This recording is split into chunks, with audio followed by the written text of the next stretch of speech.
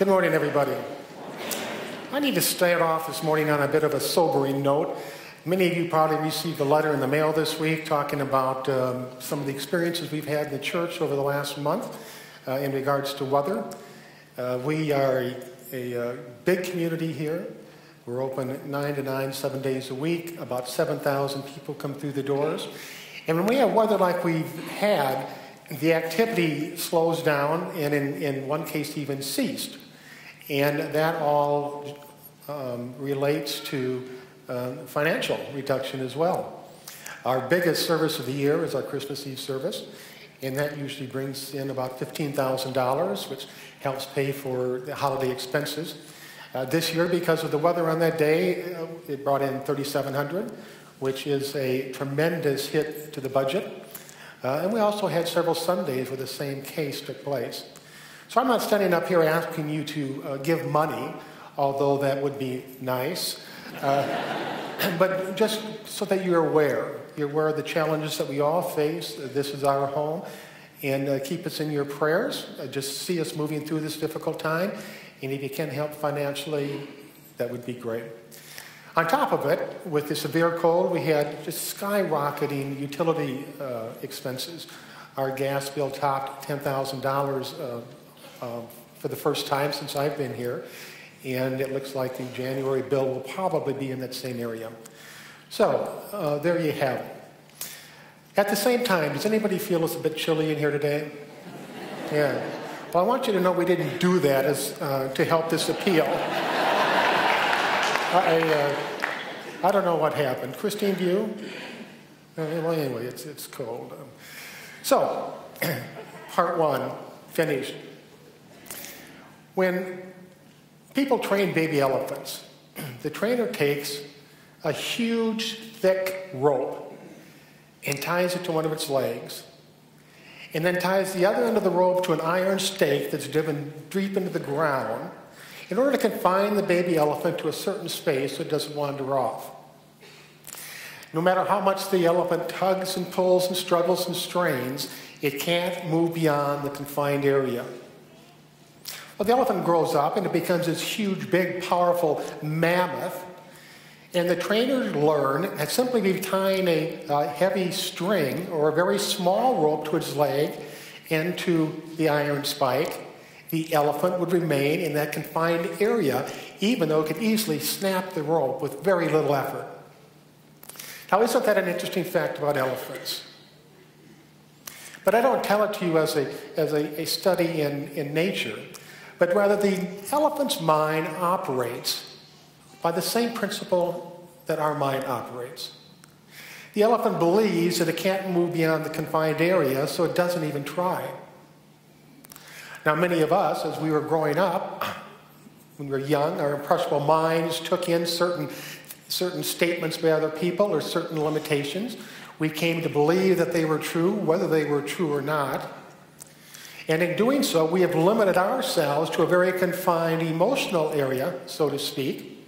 We feel that we're limited in the amount of happiness that we can feel, the amount of love that we can share, the amount of tolerance we can have for other people, the amount of patience, hope, faith, whatever it is. We have these limitations that we believe in, and because we believe in them, they become our reality. Now, the most powerful thing about each and every one of us in here is our thoughts. Our thoughts are so powerful that they not only affect the way we see things and the experience we have, but they also affect the way the body feels. Every thought has an effect on our physical. So just for a minute, I'd like you to think about this. Ponder this thought. It is a quote by Oscar Wilde. And it says, boy, I'm having one of those memory lapses. I thought about writing this down and putting it on the card, but I said it 6 or 7 times before I came here, so I thought I would have it. How strange indeed we've never been told that this mind of ours indeed can hold in a tiny ivory cell God's heaven or the devil's hell. Just think about that for a moment. How strange it is we were never told that indeed our mind can hold in a tiny ivory cell God's heaven or the devil's hell. Now, while you pondered that, your mind surged and reeled with energy. It sent out chemicals that were like a mass email to your immune system. Your heart rate fluctuated, your blood pressure changed, your breathing changed, all because of what you were thinking about. The thoughts that we have a direct effect on the way that we feel physically. When we're moving down the path of life and we run into a situation or a circumstance that upsets us, and we all know this, we've all experienced it, where we get angry or we get depressed or something, we know that physically we don't feel good. You see, the very thoughts we think, especially on a repetitive basis, over time, shapes and forms the very state of our being, whether that is a state of well-being or a state of ill-feeling. Our thoughts create our physical wellness. Our thoughts are the one thing that creates within us a sense of well-being. Now, the good news is, as human beings, we've been given the great benefit of being able to focus our attention anywhere we want. We can put our attention on good, we can put it on bad, we can put it on positive, we can put it on negative. We can go into meditation and cease our attention or slow it down so that it really is not focused on anything. Now, for a moment, take a look at the picture in the front of your bulletin. And as you look at that, a couple 100 million brain circuits create chemicals that form a sequence and a form that goes to your memory. Your memory comes back and identifies the familiarity of the picture. Now, in the United States, we are taught to read from left to right. So for most of us here, as we look at this from left to right, we see a duck, or perhaps a goose, however you're looking at it. But when you shift that perspective from looking at it from right to left, all of a sudden the duck disappears and there's a rabbit.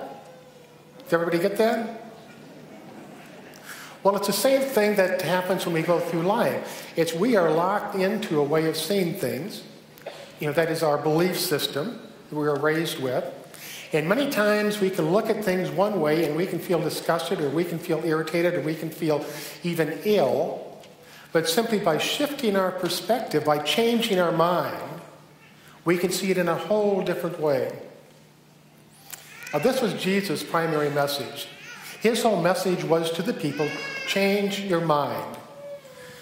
Poor little thing. But in talking about change, there was one point in time, you don't have to take it out.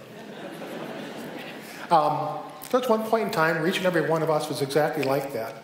Exactly like that. We were in... This isn't personally addressed to that baby, but we were a dribbling, babbling, crawling on four legs little creature that really didn't understand anything. But look at the change that has taken place since that time. We grow up, we learn, we're able to coordinate and motivate and do all sorts of different things we couldn't do. And so when it comes to our minds, the same thing is true. We can change our minds. We don't have a life sentence to this outlook we have for life. We can change our mind, direct our attention to anything that we want. And that was Jesus' message. He said, when you run into somebody that treats you rudely, don't treat them rudely back. Change your mind. Don't treat them the way they treat you. Treat them the way you want to be treated. He said, when you're facing a problem or a challenge that is mountainous, you don't know how you can get over it. He says, don't get yourself mired down into the problem. Change your mind and look at the solution, which is uplifting. He said, when you move into any situation or circumstance, don't be against anything. Change your mind. Think about what you are for. And there's a big, big difference between being anti-war and for peace.